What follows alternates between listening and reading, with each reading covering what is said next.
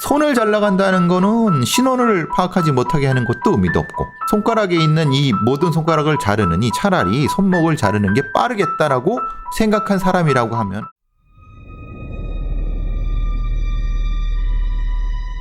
2001년 3월 7일 충북 영동은 느닷없이 내린 눈 때문에 마치 겨울처럼 쌀쌀했습니다. 아르바이트를 끝내고 올 딸 소윤양을 기다리다가 거실에서 깜빡 잠이 들었던 어머니는 밤 11시경 걸려온 올케의 전화에 잠에서 깼습니다. 조카 소윤양이 혹시 집에 들어갔냐고 묻는 전화였습니다. 소윤이가 아르바이트 하는 가게가 항상 10시인가? 그 정도면 불이 꺼지거든요. 근데 그날은 불이 켜져 있어서 들여다봤어요. 소윤이가 왜 불 안 껐나 하고 신우이한테 전화를 한 거죠. 인근에서 야식집을 하던 외숙모가 배달을 가다가 가게에 불이 켜져 있는 것을 봤습니다. 가게 안을 들여다보니 소윤양은 없고 가방만 덩그러니 놓인 채 문이 잠겨 있었습니다. 처음엔 잠시 어딜 갔나 생각했지만 이미 퇴근 시간이 한참 지난 후였습니다. 마침 소윤양의 휴대전화는 고장이나 수리를 맡긴 상태로 따로 연락할 방법도 없었습니다. 가족들은 무작정 소윤양이 아르바이트하는 가게 근처로 가서 찾기 시작했습니다. 골목을 뒤지고 주위 노래방 등 가게도 샅샅이 살폈지만 모습은 보이지 않았습니다. 새벽까지 소윤양을 찾던 가족들은 근처 경찰서 등에 전화를 돌려 행방을 수소문하기 시작했습니다. 신고가 하나 들어왔대요. 그래서 애아빠가 알아보겠다고 하면서 나가더니 전화가 왔어요. 아무래도 이상하다고. 소윤이가 맞는데 죽었다고 연락이 왔더라고요. 실종됐던 소윤양이 사망한 채 발견된 것입니다. 시신이 있던 곳은 아르바이트를 하던 액세서리 가게 바로 옆 신축 건물 공사장의 지하 계단 뒤 작은 창고였습니다. 시신 발견자는 작업반장 김씨였습니다. 오전 7시 30분경 그는 여느 때처럼 공사에 쓸 연장을 가지러 지하 창고에 내려갔다가 널브러져 있는 시멘트 포대 사이로 신발 신은 발을 봤다고 했습니다. 소윤양의 시신은 시멘트 포대 7장으로 덮여 있었는데 넥타이에 명찰까지 그대로 흐트러짐 없이 단정하게 교복을 입은 상태였습니다. 사인은 경부 압박 질식사로 판단됐는데 손으로 목을 조른 것이 아니라 범인이 팔로 목을 감아 끌고 가는 과정에서 사망한 것으로 추정됐습니다. 성범죄의 흔적은 없었고 금품을 노린 범죄도 아닌 것으로 보였습니다.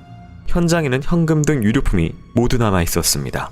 그런데 모든 것이 있던 현장에서 딱 하나 사라진 것이 있었습니다. 충격적이게도 소윤양의 양손이 손목 부위에서 절단돼 없었던 겁니다. 도대체 범인은 왜 이렇게 잔혹한 범죄를 저질렀던 것일까? 충북 영동에서 발생한 꼭 풀어야만 하는 사건의 미스터리가 이렇게 시작됐습니다.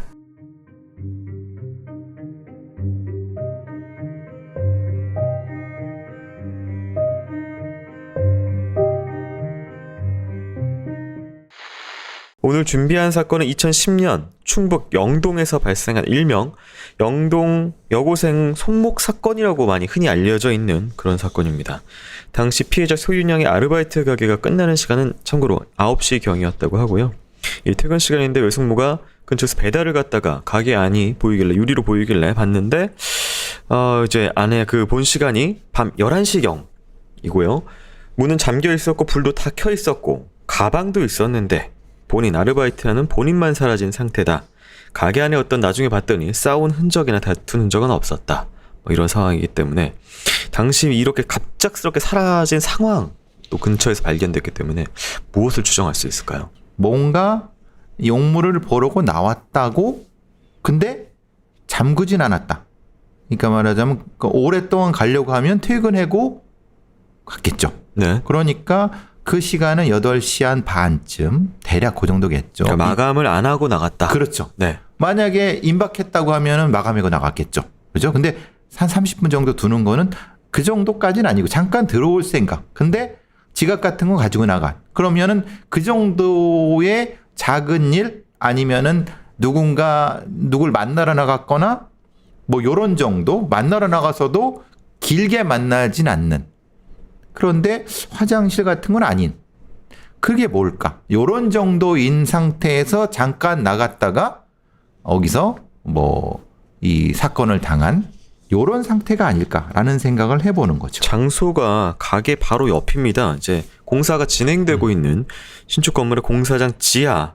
그러니까 정확하게 이 장소가 인부들이 연장을 보관하는 장소였다고 하고요. 다음날 아침 7시 30분경에 발견이 되고 이 범인이 시멘트 포대 7장으로 이렇게 덮어놨었거든요. 위에를. 그리고 그러니까 이제 보통 이런 신축 공사장 같은 데는 전기가 안 들어오겠죠. 전기가 이제 공사 중일 테니까 어둡죠. 그리고 이런 어떤 신축 공사 중에는 예를 들면 작은 창고는 아닌데 그런 구분된 공간에 약간 가릴 수 있는 걸 하고 연장을 둡니다. 그러니까 암묵적인 인부들의 그렇죠. 그거는. 공간. 근데 그거를 완전히 시건 장치가 있는 건 아니고 그런 형태의 좁은 공간들이 있죠. 거기에 시신이 있었다라고 하면은 거기를 끌고 갔나? 왜 굳이? 불 때문에 그런가? 왜? 거기는 어차피 불이 있잖아요. 연장이 있는 곳이요? 네, 연장이. 왜? 불이 있어야지 연장을 꺼내고 놓고 그러니까. 큰 곳은 아니다. 그럼 그것을 아는 사람이다. 이 학생이 자발적으로 거기를 갔는지는 모르겠지만은 어쨌든 거기까지 강압에 의해서 끌려갔다. 근데 그 공간은 범인이 아는 사람. 네, 사인하고 상흔을 좀 봐야 되는데요. 이렇게 굳이 이제 판단을 한 것이 경부 압박 질식사이긴 하나 이게 팔뚝 뭐 이런 얘기가 있어요. 그러니까 이 접촉면 그다음에 이제 상흔 나온 이제 뭐 피가 뭉친 부분이라든지 이런 게 좀 얇지가 않았나 봐요. 이거 어떻게 왜 이렇게 판단한 걸까요? 왜냐하면은 이게 보통 목을 졸려갖고 사망하게 되면 그 부분이 집중적으로 눌려갖고 피와 출혈이라 이런 게 생깁니다. 근데 지금 상황에서는 이 부검 상황에서 그게 없었던 것 같아요. 그러니까 목을 앞에서 누르게 되면 엄지나 뭐 검지나 이런 부분에서 그 압박의 그 흔적이 나타나는데 이 범위가 브로드한 것 같아요. 넓은 것 같아요. 넓었다고 하는 것은 다른 형태의 어떤 도구, 넓은 도구, 예를 들면 담요나 뭐 이런 걸 가지고 벽에나 이런 걸 가지고 눌러서 이 사망하게 하는 건 이상하잖아요. 그러니까 뒤로 해서 팔꿈치로 팔 안쪽으로 감아서 마치 레슬링 하듯이 이렇게 하지 않았을까라고 하는 형태고 그렇게 해서 압박을 해서 죽게 했다고 하면은 보통 이런 거라고 하면 그럴 수 있는 힘이 적은. 그러니까 보통 이것은 이 지지대를 놓고 죽이는 거잖아요. 팔로 졸리는 건. 힘이 압도적으로 있는 경우는 목을 조르겠죠. 양손이나 손으로. 근데 이게 아니라 지지대를 놓고 했다는 것은 이 범인이 딱히 몸이 크지 않았을 수 있다. 그리고 두 명은 아닐 수 있겠다. 이런 생각도 해볼 수 있는 거죠. 이게 사실 이게 목을 조른 방법, 예를 들어서 교살이나 액살 이런 것들이 아니기 때문에 아닌 것으로 좀 판단되기 때문에 이 죽음, 그러니까 꼭 이게 반드시 사망케 하려고 아니면 어떤 감정 때문에 목을 이렇게 한 것이냐 아니면은 이 약간의 판단처럼 끌고 가다가 본의 아니게, 그러니까 이 말은 좀 그러긴 하나 사망하게 되었는지는 좀 목적 자체가 좀 다를 것 같은데요. 근데 뒤쪽으로 해서 끌고 간다는 건 좀 이상하잖아요. 뒤로 목을 꽉 조여갖고 끌고 간다는 것은 두 가지 행위가 들어가죠. 목을 조르는 거예요, 끌고 가는 거예요. 이거 좀 이상하잖아요. 목을 예를 들어서 이 공간 때문에 그런 것 같아요. 목을 뒤에서 조린 채 이 어두컴컴한 공간으로 자꾸 데리고 들어간다 뭐 이런 얘기 같은데. 그런 얘기인데 거기로부터 들어가는 것이 아니라 그 건물로 들어가야 되는 거죠. 그러니까 건물로 들어간 다음에 좁은 공간으로 들어가는 형태인데 건물로 들어갈 때는 이렇게 하지 않았다. 그냥 들어갔다. 그러면 이건 아는 사람이죠.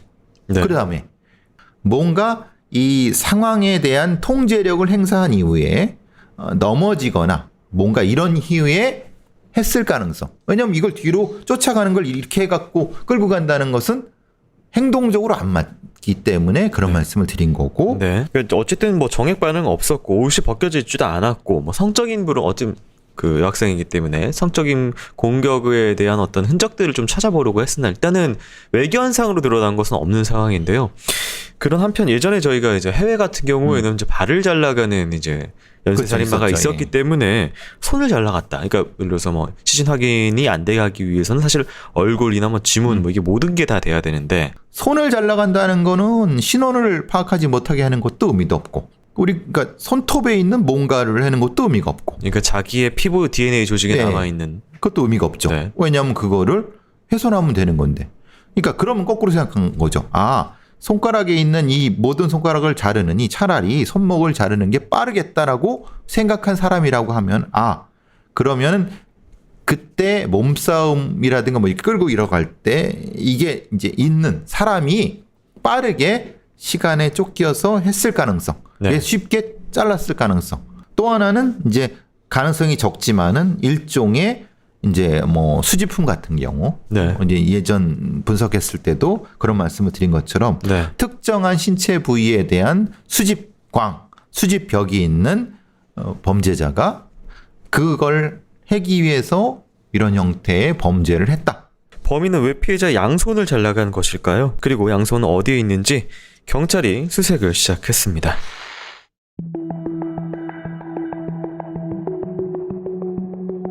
피해자 소윤 양의 시신에서는 어떤 약동물도 검출되지 않았습니다. 몸에 폭행의 흔적이나 저항 흔도 없던 상태. 발견된 시신에서 양손만 사라졌다는 사실이 알려지자 영동 일대는 술렁였고, 이 충격적인 사실을 헛소문이라고 치부하는 사람들도 있었습니다. 손은 어떻게 절단한 것일까? 그런데 시신이 발견됐던 사건 현장에서 피 묻은 곡괭이 하나가 발견됐습니다. 검사 결과 곡괭이 끝에서 피해자의 혈흔이 발견됐습니다. 소윤 양의 손목 피부 상태로 보아 범인이 힘을 굉장히 많이 준 상태로 여러 번 내리쳐 절단한 형태의 할창이 관찰됐습니다. 뼈가 여러 조각으로 나뉘는 분쇄 골절이 있는데요. 피부 안쪽에 있는 두 개의 뼈가 여러 조각으로 나뉘었다는 건 빗 맞을 때 그 무게에 절단돼서 뼈가 여러 조각으로 나뉘게 된 거죠. 손목 절단 부위 위쪽으로 3회에서 4회 정도 미수에 그친 훼손 흔적이 있었는데, 이곳으로 보아 손목을 단번에 자르진 못한 것으로 추정됐습니다. 그런데 손목 잘릴 정도면은 피가 낭자하지 않겠어요? 손목에도 묻고, 어쨌든 뭐 현장에 피가 낭자해야 되는데 피가 별로 안 보였어요. 현장엔 이상하리만큼 혈흔이 거의 없었습니다. 법의학자는 생전에 손목 동맥에 파열이 생겼다면 굉장히 많은 양의 비산흔이 있어야 한다고 말했습니다. 범인에겐 양손이 사후에 굳이 훼손해갈 만큼 의미 있는 것이었을까? 경찰은 시신이 발견되던 날 사건 현장이던 공사장을 비롯해 근처 골목과 쓰레기통, 인근 야산과 하천까지 샅샅이 수색했지만 양손을 찾진 못했습니다. 그런데 다음날 오전 8시 20분경 뜻밖의 신고가 접수됐습니다. 그 교각 밑이 우리가 차례 주차하는 곳인데, 그때 차량 냉각장치물이 좀 모자라서 그것 들고 물거에 내려갔거든요. 하얗게 떠 있어가지고 인형 손인 줄 알았어요. 근데 나중에 올라와서 생각해보니까 사람 손인 것 같아가지고 그래서 신고했어요. 영동을 가로지르는 하천 교각 밑에서 사라진 양손이 발견된 것입니다. 발견 장소는 사건 현장인 공사장에서 겨우 200m 떨어져 있는 곳이었습니다. 심지어 그 교각 밑은 전날 경찰이 샅샅이 수색했던 곳이었습니다. 당시에는 보이지 않았던 양손이 다음날 오전에 발견된 것입니다. 양손은 물속에 조심스럽게 떨어뜨린 것처럼 가지런히 놓여 있었습니다. 하천의 물살이 새지 않아 다행히 유실되지 않고 그 자리에 그대로 있었습니다. 손목에는 핏기가 좀 남아있었고 물에 불어 피부에 주름이 생기는 표모피 현상이 약간 관찰됐습니다. 그리고 손톱은 짧은 상태였습니다. 가족들은 그게 이상하다고 했습니다. 소윤 양은 평소 손톱 꾸미는 걸 좋아해 손톱을 길게 길렀다는 것입니다. 시신에서 양손을 훼손한 것도 모자라 손톱까지 자른 범인. 이 행동은 범인의 무엇을 말해주는 것일까?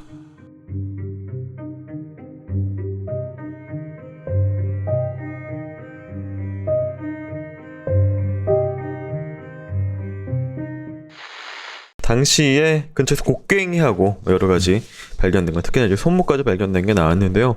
이 곡괭이에서는 잘린 손에서 곡괭이하고 잘린 손에서 제3자의 DNA 등은 뭐 전혀 검출되지 않았다고 하고요. 손목 보면은 이게 한 번에 끊긴 게 아니라 3, 4회 미수의 흔적이 있었다, 뭐 이렇게 한 것이 있는데, 이게 뭐 익숙하지 않은 도구여서 그런 건지 아니면 뭐 어떤 주저함인지 어떤 걸로 파악을 해야 될까요? 근데 이 곡괭이 같은 경우를 잘 쓰는 사람이라 하더라도 네.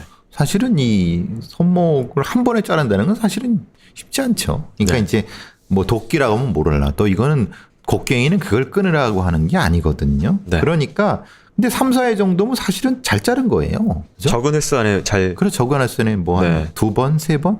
한 번에 안은 안 되겠죠. 네.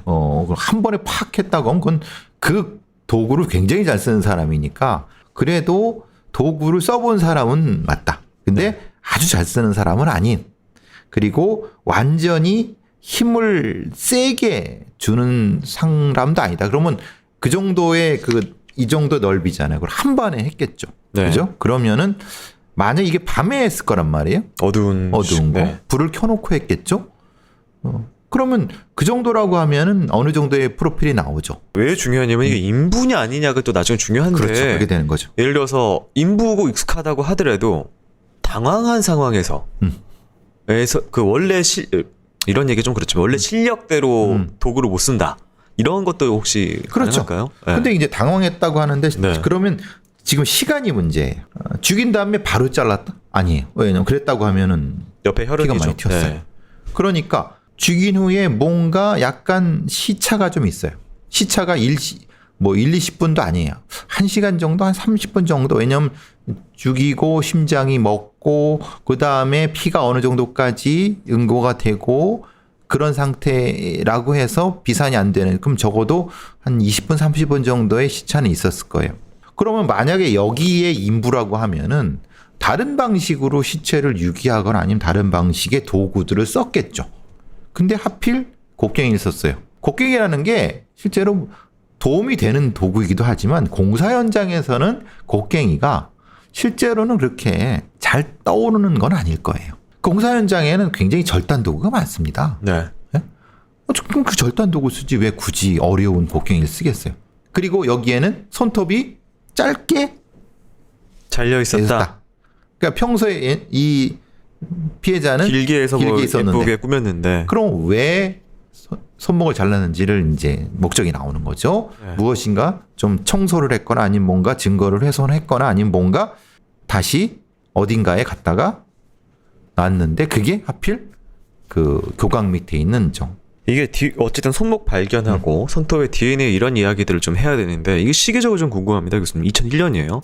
2001년에 DNA 관련돼서 손톱 밑에서 나오고 이런 것들에 대해서 범죄꾼 일명이 아니면은 그 지식이 어느 정도 보편화되어 있는 상황이었을까? 이거 내가 분명 손톱 밑에 이거 걸린다라고 보통 사람들이 생각을 지금은 하는데 만약에 전과가 있었다고 하면은 손톱을 자를 생각을 안 했을 거예요. 손톱을 뭉개버렸을 거예요. 아예. 네. 아예 그걸 가져가서 뭔가를 했을 거죠. 그러니까 전과가 있는 건 아니고 이걸 관심이 있는 어떤 사람, 지식으로 찾아서 확인하는 사람, 이런 사람일 가능성도 있는 거죠. 장소도 중요합니다. 이게 현장에서 멀지 않아요. 200m고 중요한 것이 한번 수색을 한 지역이기 때문에 이게 물론 미스했을 수 있습니다. 경찰이. 근데 혹은 갖다 놨을 수도 있고요. 그리고 이제 손 위에 놨던 모양이 툭 던져놓은 것도 아니고 가지런히 고지런히 있었다. 났죠. 네, 이건 그러니까 뭘 이제 의미할까요? 처음부터 이상한 거예요. 왜? 아니 그럼 시신의 DNA가 걱정이 되면은 손가락 자체를 없애버리든가 아니면 뭔가 다른 행동을 하든가 공사장에 신나를 가지고 시신이 붙고 태우든지. 그렇든가 네. 그게 아니라 아예 그런 걸 잘라갖고 해서 뭔가 그걸 마치 소재 청소한 것처럼 해서 했는데 그것도 그대로 갖다 놨다. 그러니까 이 사람의 심리 상태라고 하면은 강박적인 것도 있고 경험치가 그렇게 많지도 않지만은 딱히 이렇게 두려움을 갖는 것도 아닌 어떤 사람, 그리고 육체적 힘도 세지 않은, 그리고 육체적인 어떤 걸 했지만은 아주 익숙하지도 않은 이런 사람이지 않을까. 그런데 그 근처에서는 상당히 지리적으로 굉장히 감이 있는 어떤 사람. 그럼 이건 발견되라고 발견되려고 놔둔 게 맞겠죠. 왜냐하면 네. 한번 수색을 해서 발견하지 못했다는 전제하에서 네. 경찰이 초기 수사 때 꼼꼼히 했다는 전제하에서. 근데 이건 꼼꼼히 하지 않고 안 하고 하고의 문제는 아닐 거예요. 왜냐하면 그 한번 쑥 둘러봐도 눈에 띄는 것이 있었다고 하면은 이건 실수하지 않았을 거라는 전제. 물론 실수할 수도 있죠. 이 당시 사건의 목격자가 없어서 수사가 쉽지 않은 상황이었는데요. 당일의 행적 그리고 당시 수사선상에 올랐던 용의자들을 한번 살펴보고 오도록 하겠습니다.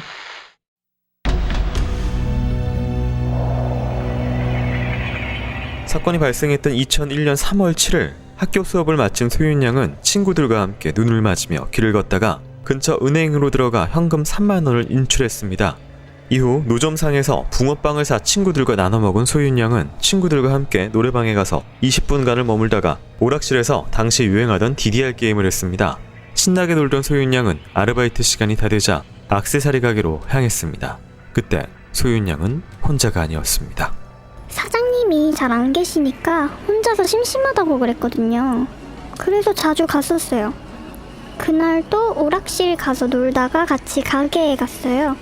좀 있으니까 다른 후배도 왔고 그렇게 셋이 있다가 후배랑 저는 먼저 집에 갔어요. 같은 학교 친구인 이군이 가게에 잠시 들렀고 셋이서 시간을 보내다가 이군과 조양은 먼저 집에 가고 소윤 양은 혼자 남았습니다. 이후 7시 30분경 학교 친구인 최군이 소윤 양이 일하는 가게로 전화를 걸어왔고 통화는 약 3분간 지속됐습니다. 그리고 8시 20분경 같은 건물에서 식당을 하던 사장이 배달을 다녀오다가 가게 안에 있던 소윤 양을 목격했습니다. 갔다가 오는데 진열장 위에서 포장지로 뭘 포장하고 있더라고. 교복 입고 머플러를 두르고 있었어. 내가 본 게 8시 20분쯤이었을 거야. 인기 드라마 있었거든. 우리 아저씨가 그걸 엄청 좋아해서 같이 보자고. 그래서 드라마 시작하기 전에 빨리 갔다 온다고 했는데 소윤이 보고 가게 오니까 드라마 막 시작하고 있더라고. 그리고 7분 뒤인 8시 27분경 아까 전화를 걸어왔던 친구 최군에게서 다시 전화가 걸려왔습니다. 둘의 통화 시간은 단 19초. 그런데 이 통화를 끝으로 소윤 양이 실종됐습니다. 8시 35분에 액세서리 가게 사장이 가게에 전화를 했는데 소윤 양이 계속 전화를 받지 않았던 것입니다. 때문에 당시 수사를 했던 담당 형사는 소윤 양 친구들 몇 명의 행적이 조금 수상하다고 기억했습니다. 그들은 전화를 걸어왔던 최군과 가게에 놀러왔던 후배 이군, 그리고 소윤 양의 어릴 적 친구인 송군이었습니다. 후배 이군은 소윤 양의 시신이 발견된 날부터 학교를 나오지 않더니 아예 자취를 감춰버렸고, 어릴 적 친구인 송군은 소윤 양의 시신이 발견된 날 결석을 했습니다. 송군에게 당시 사건에 대해 묻자 그는 소윤 양의 이름도 제대로 기억하지 못하고 있었습니다. 저는 이름이 소윤이란 것도 오늘 처음 알았어요. 소연인 줄 알았어요. 근데 저는 범인이 잡힌 줄 알고 있었는데, 제가 생일이 3월 8일이라 아마 그날 학교 안 갔을 거예요. 원래 그때 학교 많이 안 갔어요. 소윤이요? 걔는 까무잡잡하고 건강해 보였어요. 뭐 어디 아픈 기색도 안 보이고. 근데 손은 말랐어요. 손가락은. 소윤 양의 마른 손가락을 기억하고 있던 송군을 담당 형사가 수상하게 생각했던 건 그와 주고받은 문자 때문이었습니다. 송군은 자신이 보낸 문자를 어렴풋이 기억해냈습니다. 당시 형사가 너라면 손을 왜 잘 나간 것 같냐고 물었고, 송군은 신원 확인을 하지 못하게 하기 위해서라고 대답했습니다. 그런데 수상한 점은 송군이 형사에게 문자를 보낼 때 발신번호 표시 제한으로 문자를 보냈다는 것입니다.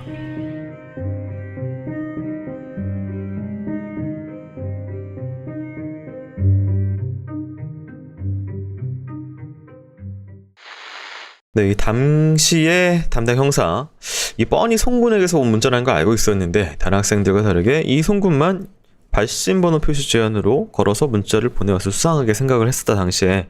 게다가 이제 소윤 양이 사망한 사건 이후에도 여러 번 인터넷 커뮤니티에 이 소윤 양 이름을 거론하면서 글을 남겼는데 그 내용 중에 손가락을 자르거나 이렇게밖에 할 수 없는 거, 소연이만 빼고 다 봐라 등의 내용이 올려져 있었다고 하고요. 이에 대해 송군은 당시 쓴 것도 기억이 잘 안 나지만 썼다면 이름이 비슷한 소연이라는 친구가 있었는데 아마 그 아이 관련돼서 쓴 것이다 라고. 그리고 제가 조금 전에 말씀드린 이 마른 손가락을 특별하게 기억하는 멘트를 했었다, 뭐 이런 것들을 종합적으로 해서 형사가 의심한 것 같아요.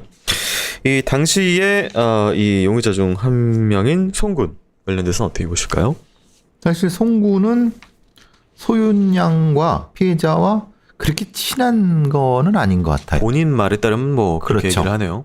그러면은 어떤 관계일까? 아니 말 그대로 뭐 처음 만났을 수 있지만 그게 아니라 어떤 다른 아이를 통해 만나갖고 뭐 얘기 좀 하다가 이런 상황일 수도 있는 거다. 그러면 그때 왜 만난 거지? 그러니까 만나야 될 이유가 그냥 뭐 서로 뭐 놀러 갔다. 친구 조양이랑 같이 했고 어쨌든 있다가 이제 만났다. 자긴 잘 모르겠다. 그냥 뭐 누구랑 같이 가서 만났겠죠? 뭐 잘 모르겠어요. 그러면 이게 일종의 회피 심리인가? 그러니까 말하자면 지금 얘기 나오는 것들. 그러니까 실제로는 그 사건에 대해서 알고 있고 그 사건에 감춰진 어떤 것을 알고 있는데 그것을 양심에 걸려갖고 얘기를 해야 되는데 그 얘기를 하려고 뭐 여러 가지 커뮤니티에 올리고 뭐해고 그래서 나중에 했더니 난 아니에요. 근데 사실 뭔가 있어요. 이런 걸 은연중에 뿌리고 이런 송군의 역할은 그거야. 송군은 범인이 아니지만은 범인을 알고 있는 사람이 아닐까? 형사는 그걸 의심한 거예요. 네. 사실은. 학생 3명이 지금 용의선상에 들었습니다. 좀 전에 얘기한 송군하고 그다음에 이제 2군은 당시에 마지막에 함께 있었던 친구 조영과 함께 들렀던 가게 들렀던 사람이고 또 한 명이 최군이라고 있는데 전화가 온 시점이 묘합니다. 전화가 2번 정도 왔는데 앞에는 3분, 뒤에는 19초. 그리고 나서 그 통화를 마지막으로 목격자는 아무도 없이 시신으로 발견됐다. 이거거든요. 19초는 딱 좋죠. 전화가 한 번, 2번 오면은 한 5, 6초 되죠. 네. 잠깐 나와봐. 그래 알았어. 그러면 한 19초. 그래 네. 그거 없다. 그게 제가 앞서 말씀드렸잖아요. 9시쯤에 없었는데 그래서 한 30분 정도 여유가 있는 것이 맞다. 그리고 잠깐 나갔다가 들어올 생각이기 때문에 퇴근 안 하고 했다. 네. 그럼 마지막에 이 아이를 불러낸 사람이 범죄와 관련돼 있을 가능성은 굉장히 높은 거죠. 최군이 마지막에 전화를 했다고 하면 이 피해자의 바깥에 나감과 연결되는.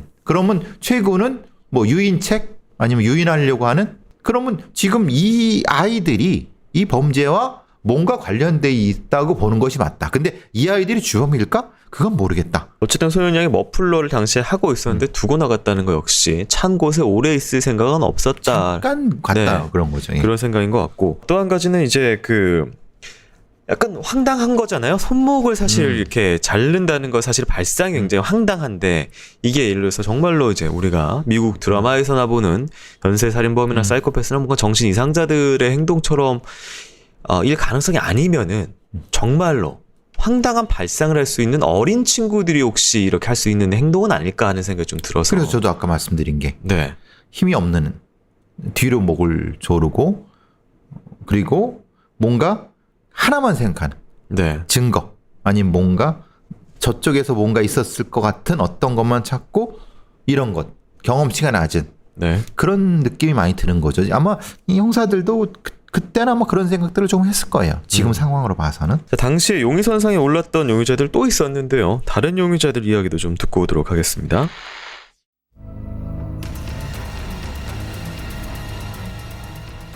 당시 경찰이 의심했던 소윤 양의 친구 중에는 소윤 양을 좋아하면서 집착이 심했던 사람이 있었습니다.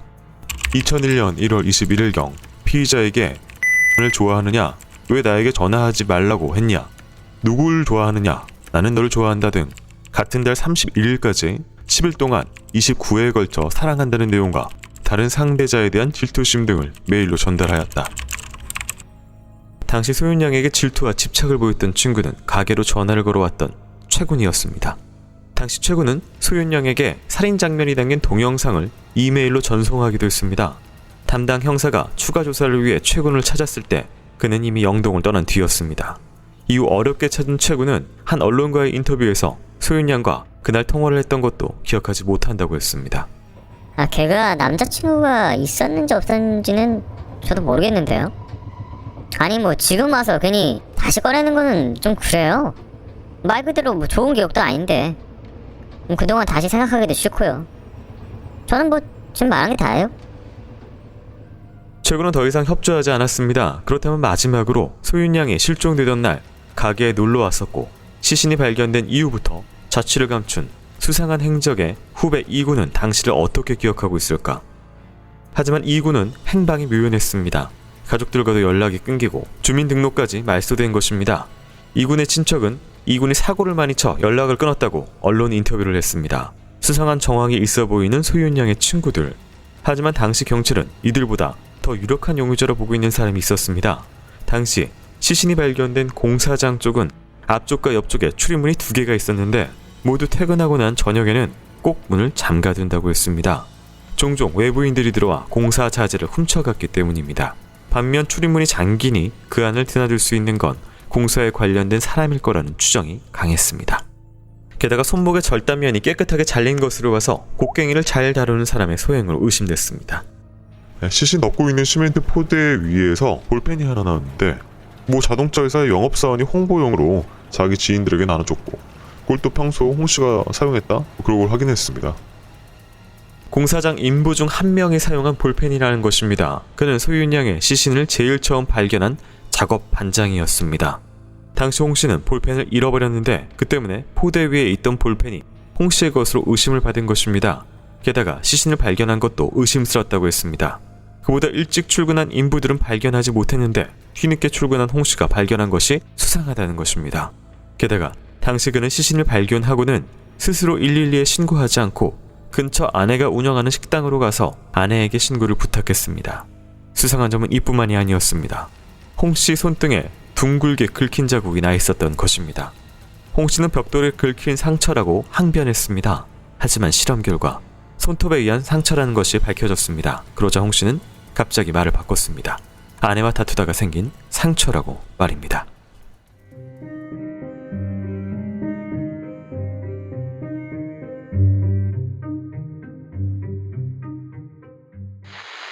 네, 먼저 앞서서 저희가 용의선상에 올려왔던 친구 중에서 이상하게 좀 많이 당시 집착을 했던 인물이 하나 있었는데 그것이 바로 마지막 19초 통화를 했던 그날 두 번 통화를 했던 최군이었다. 특히 살인 장면이 담긴 동영상을 좀 보낸 부분 뭐 이런 것들 관련돼서도 의심을 받았던 것 같아요. 이거 어떻게 보실까요? 동기는 최군한테 있을 가능성이 있죠. 왜냐하면 집착 그리고 여러 가지 면에서 뭐 사랑한다는 내용의 메일 내용 이런 것들이 지금 이 상황에서 나왔다고 하면 동기는 존재하죠.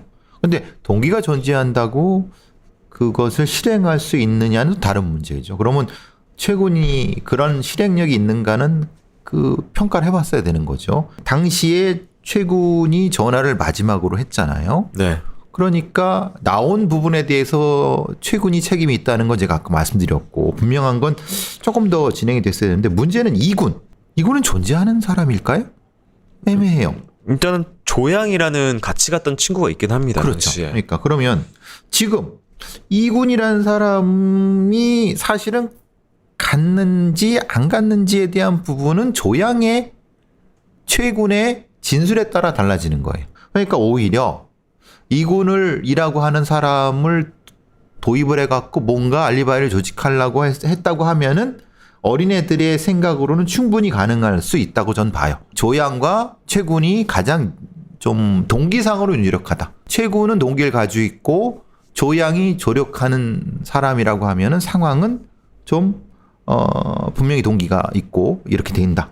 이 홍 씨가 나옵니다. 앞서서 저희가 작업 반장이 나왔다고 하는데 이 홍 씨 같은 경우에는 의심받았던 이유 중에 하나가 당시 소윤역 목에 신발 자국이 하나 나 있었습니다. 목에 나 있었는데요. 그게 홍 씨가 신고 있던 신발의 자국과 비슷해 보인다라고 하는 그런 부분이 있고요. 물결 이 세모세모해서 약간 빗살무늬처럼 물결 모양이 있는데 또 볼펜이 그 시멘트 포대 위에서 같이 발견된 부분 그리고 아내에게 직접 112 신고를 안 하고 또 혹은 뭐 주변에 출근한 동료들한테 얘기를 하거나 부분이 있을 텐데 굳이 이제 가서 아내한테 얘기를 해서 얘기하는 부분 뭐 이런 것들이 좀 있어요. 이 사건의 사인은 목을 조르는 거죠. 네. 그건 발로 목을 밟은 거 아니면 박에 이 자국이 나 있는 건 죽은 뒤에겠죠. 지금 여기 네. 뚜렷하게 나오는 거. 죽기 전에는 사실은 애매하죠. 왜냐하면 그 뒤에는 목을 조르는 상황이 있었기 때문에 그건 지워졌을 테니까. 그러면 이것은 시신인 상태에서 밟았지 않았을까? 이 행위는 왜 필요할까? 예를 들면 얼굴을 밟은 건 모멸의 행위로는 받아들일 수가 있는데 목은 되게 애매하네요, 위치가. 목을 오른쪽이잖아요. 네. 오른쪽 이쪽이잖아요. 이건 죽이는 행동도 아니고 뭔가 만약에 저항을 했다고 하면 이렇게 뚜렷하게 나타나지 않았을 거예요. 왜냐면 비틀고 왔다 갔다 그러니. 흔들리니까요. 그게 이제 추정하는 건 그러죠. 홍 씨가 작업반장이고 시신을 어두운 데서 발견했다고 하면은 혹시 그러니까 자기도 모르게 밟았을 수도 있는데 상황을 보면 꼭 그런 것도 아니에요. 왜냐하면 이거는 지금 이 시신 발견된 상황을 봐서 그것도 아니거든요. 네. 그러면은 이게 뭐지? 이건 좀 애매한 부분이에요. 그러면 이게 확실히 홍 씨의 족적이 맞느냐?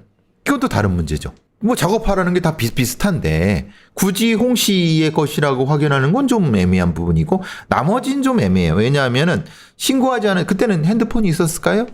2001년에?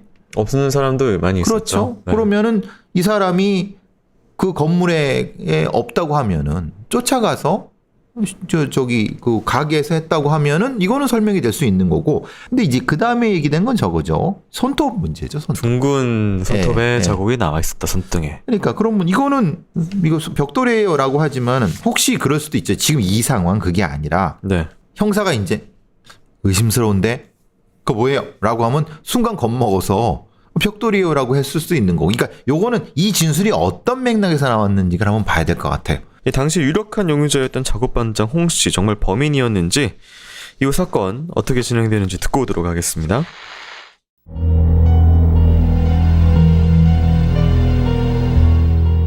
주변인들은 작업반장 홍씨를 난폭한 사람으로 기억하고 있었습니다. 부인과 싸우면 집안의 물건 등이 날아다니며 심하게 싸운다고 했습니다. 하지만 그가 용의선상에 올랐을 때 옹호해줬던 사람은 아내였습니다. 아내는 홍씨가 말이 어눌해 용의자로 몰렸다며 억울해했습니다. 실제로 그는 말을 약간 더듬고 이야기를 하다가 한숨을 많이 쉬었으며 그날의 일을 문장으로 제대로 연결해 말하지 못하고 뒤죽박죽 이야기했습니다. 정말 그는 말이 어눌한 걸까? 의심스러운 정황은 많았으나 당시 증거가 없었습니다.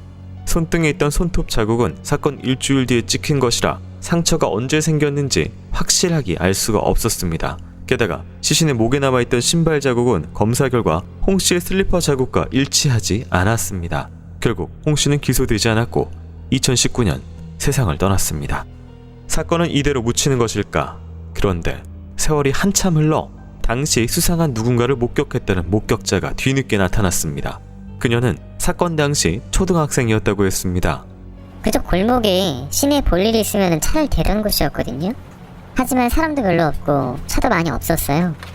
그날도 아마 제가 치과 진료를 마치고 거기로 갔을 거예요. 거기 엄마 차가 세워져 있었는데 제가 차 안에서 기다리면 나중에 엄마가 와서 픽업해 갔었거든요. 그날 저녁 진료를 마치고 상가 근처에 세워져 있던 엄마의 차를 찾고 있던 목격자. 그런데 당시 어렸던 목격자 앞에 덩치가 크고 배낭을 맨 남자가 나타났습니다. 30대쯤으로 보이던 남자는 목격자에게 화장실은 어디로 가느냐고 물었습니다. 목격자는 안쪽 골목으로 가보라고 했지만 남자는 어딘지 잘 모르겠다며 계속 동행을 요구했습니다. 무서워진 목격자는 남자의 요청에 큰 소리로 거절을 했고 그 소리를 들은 인근 가게에서 사람이 나왔습니다. 목격자는 그 틈을 타 뛰어 엄마 차 안으로 들어갔습니다. 목격자가 차 안에 놓여있던 아빠의 휴대전화로 시간을 확인해 봤는데 당시 대략 7시 10분경이었다고 했습니다. 이후 목격자는 휴대전화로 게임을 했습니다. 약 1시간쯤 흐르고 목격자가 고개를 들었을 때 맞은편 가게 안에 풍경이 눈에 들어왔습니다. 한 여성이 전화를 하고 있었는데 가게 불빛이 매우 환했다고 했습니다. 그런데 그때 아까 그 남자가 나타났습니다. 그는 가게 문을 열고 가게 안 여성에게 뭔가를 묻더니 함께 밖으로 나와 사라졌습니다. 목격자가 기억한 가게는 당시 소윤양이 아르바이트 하던 그 가게였습니다. 이후 약 40분의 시간이 흘렀을 때 목격자는 다시 남자를 봤습니다. 그는 여성 없이 혼자였고 손에 검은색 비닐봉지를 들고 어디론가 향했습니다. 그날 목격자가 본 남자가 정말 범인인 것일까? 사건을 취재한 한 방송사는 당시 경찰들이 조사했던 공사장 인부들 중에서 이 시간대 알리바이에 이상이 있는 사람을 찾아봤습니다. 하지만 조사를 받은 사람들은 모두 알리바이가 확인된 상황. 그런데 단 한 명, 당시 경찰 조사를 아예 받지 않은 인물이 있었습니다. 그는 사건 현장 공사장에서 목수 막내로 일하던 강 씨였습니다.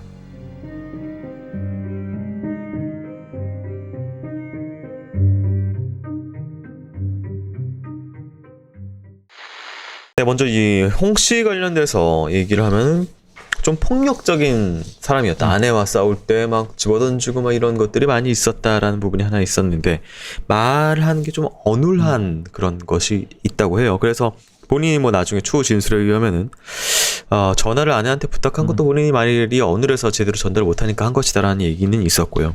그러니까 네. 동기가 없죠. 동기도 없고 증거도 없죠. 네, 그 발자국은 아예 안 맞았고요. 안 맞았고 그러니까 신고도 대신한 거는 이유가 있었고 네. 그러니까 평소에 그 부자연스러운 말을 어떤 스스로 뭔가 있었기 때문에 자기가 직접 전화하는 걸 꺼려했던 사람이기 때문에 홍 씨는 사실은 범인이 아니었던 거죠. 그리고 이제 당시에 시간이 한참 흘러서 이 사건도 뭐 방송을 몇 번 타고 그리고도 시간이 흘러서 목격자가 뒤늦게 나타났는데 어렸을 때 그 거기 앞에서 늘 자기가 엄마 차를 타는 게 일상이었는데 그날의 기억을 합니다. 아마도 이 피해자인 수윤 양이 었던 것으로 보이는데 그 가게에 자기한테 화장실을 자꾸 가자고 동행했던 아저씨가 나타나더니 같이 나갔고 40분 뒤에 봉지를 들고 어디론가 가더라. 배낭을 메고. 이런 굉장히 좀 의심이 갈 만한, 의혹이 갈 만한 증언을 합니다. 이거 어떻게 보세요? 네, 정확한 거는 이제 그날이 맞는가를 한번 봐야 되겠죠. 네. 이제 그러면 이제 아마도 그때는 이 치과 진료를 했던 어떤 그 날짜, 네. 그래서 그 범행의 그 날짜와 비교해 봐서 대략 맞는 것 같다. 그런 정도까지는 됐는데 정확히 그날인지는 그건 모르겠어요. 그건 뭐 왜냐면 이건 완전히 그 본인의 기억에 의존하는 거고 아마 이게 최면도 했을 거로 제가 알고 있거든요. 네네. 분명히 이상한 사람이 있었다. 근데 여기서 말하는 그 이상한 사람은 약간 그런 거잖아요. 약간 성범죄 비슷한 걸 한 사람이라는 뉘앙스잖아요. 약간 이게 소아 지금. 성범죄나 네, 뭐 그런 거잖아요. 네. 근데 이제 문제가 되는 건 비닐봉지가 가져 나왔다는 거잖아요. 네. 근데 이건 사실 좀 애매하죠. 비닐봉지가 누구나 가지고 갈 수 있는 건데 하필 손목이 없어졌으니까 그래서 그 얘기를 하려고 했던 것 같은데 어쨌든 확인은 해봐야 되겠지만은 그러니까 왜냐하면 알리바이가 없지 않느냐 이 얘기 때문에 그런 거잖아요. 네. 이건 좀 애매해요 사실. 근데 이제 우리가 이제 동기와 범행 현장에 남아 있는 범죄자의 어떤 흔적들을 볼 때 어떤 이런 성범죄자, 소아 성범죄를 포함한 성범죄자의 범행으로 연결선상으로 좀 볼 수가 있나요? 그 현장이라든가 시신에 남겨진 걸 봐서는 네. 그건 아니죠. 만약에 소아 성애자나 이렇게 됐다고 하면은 네. 다른 행위가 있어야지 맞죠. 성적인 다른 행위가 있어야 맞죠. 이 마지막 용의자로 당시 목수 막내였던 강 씨가 있습니다.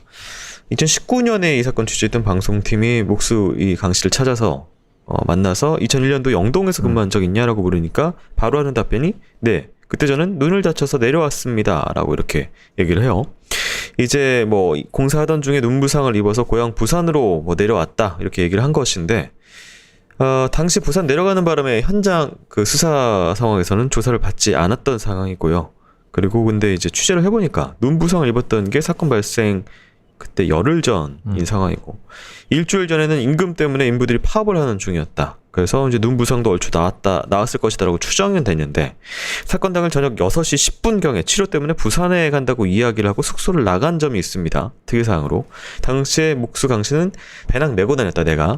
그리고 약 90km 정도 나가서 몸에 열이 많아서 겨울에도 옷을 두껍게 입지 못한다라는 이야기를 본인이 했는데 당시 목격자가 본 30대 남자가 배낭을 메고 있었고 추운 날씨에도 얇은 바람막이 같은 옷을 입고 있어서 계절 안 맞게 왜 저런 옷을 입고 있지? 뭐 이런 생각을 했다고 해서 인상착의가 비슷하다 이 강 씨랑 뭐 이런 점이 있고요. 그리고 이제 목수 강 씨는 취재진이 교복을 단정하게 입고 사망한 피해자의 사진을 보여주자 야 내가 막말로 이거 눈 이렇게 애꾸대가지고 현장 구조도 모르고 내가 그 어린애 그거 끄집어서 창고로 데리고 가서 강간이나 치자고 남아있는 그런 말도 안 되는 소리예요 라고 이렇게 얘기한 점이 있습니다. 뭐 정황만이 사실 있는 상황이기 때문에 본인 뭐 발언이나 정황, 눈 뭐 이런 상황들은 뭐 어떻게 판단을 해야 될까요? 그러니까 이 목격자가 네. 아마 이 본인한테 한 행위 때문에 이 사람이 기억이 많이 남았던 것 같아요. 네. 약간 강제로 화장실 어디냐 막 하는 거잖아요. 근데 화장실이 어디냐고 묻는 것도 이상해요. 자기 현장이잖아요. 네. 자기 현장인데 화장실 어디냐 묻는다는 건 되게 이상하잖아요. 만일 그게 강 씨였고 그 다음에 그 강 씨가 그렇게 물었다면은 사실은 화장실을 못 찾아서라기보다는 그렇죠. 끌고 가려고 한 네. 거죠. 그러니까 성범죄를 하려고 한 거죠. 네. 그러니까 이 목격자는 그게 트라우마가 돼 갖고 기억이 확 남은 것던 거였고 만약 그렇다고 치면은 피해자한테 성범죄를 했거나 뭘 했겠죠. 그러니까 안 맞는 거예요, 균형이. 네. 그러니까 분명히 이 막내 목수 강 씨는 성범죄를 의도했을 수도 있고 성범죄와 관련됐을 수도 있지만은 네. 근데 그걸 실제로 그럼 그 죽은 피해자한테는 왜 안 했냐 이 말이에요. 시간도 충분했는데. 네. 그러니까 이거는 안 맞는 거죠. 균형이 안 맞는 거죠. 강 씨 관련돼서는 의혹은 다른 범죄 쪽으로는 가능성은 있으나 그쵸. 하다못해 가능성은 있으나 이거와 연관된 가능성은 좀 없는 상황이고 결국 지금 영동이 고등학생 살인 사건은 범인을 잡지 못한 채 현재까지 미제 사건으로 남아 있습니다. 그래서 이제 범인을 잡아서 누구 사건으로 이게 빨리 명명이 돼야 되는 뭐 그런 사건이고요. 여전히 뭐 유족들은 남아서 고통을 겪고 있는 상황이기 때문에 저희가 어쨌든 앞에서 특히 좀 방송이나 이런 거 당시 유력하게 용의 선상에 올렸던 인부 쪽은 오히려 교수님께서는 배제를 하는 쪽이 좀 더 맞겠다라고 판단을 하고 계신 거죠. 다른 가능성에 대한 수사가 좀 미진한 것 같다. 예를 들면 최군이 범인이라는 얘기는 아니지만 최군과 이군과 조양에 대한 수사가 조금 더 깊이 됐었으면은 조금 실체에 가까웠지 않았을까라는 생각을 하는 거죠. 다른 형태의 홍 씨라든가 홍 반장이라든가 네. 지금 강 씨는 사실 뒤에 이거니까 강 씨는 사실 그 당시에는 드러나지도 않았어요. 그러니까 그럼 홍 씨 작업 반장과 거기에 인부들에 대해만 집중한 거잖아요. 네. 예, 거기들은 인부만 집중한 건 아니라 하더라도 그게 중심이었단 말이에요. 네. 그러니까 수사 선술증이 조금 미흡하지 않았나 싶습니다. 자, 저희가 오늘 다룬 이 사건 크라임 여기까지입니다. 교수님 오늘도 수고 많으셨습니다. 수고하셨습니다.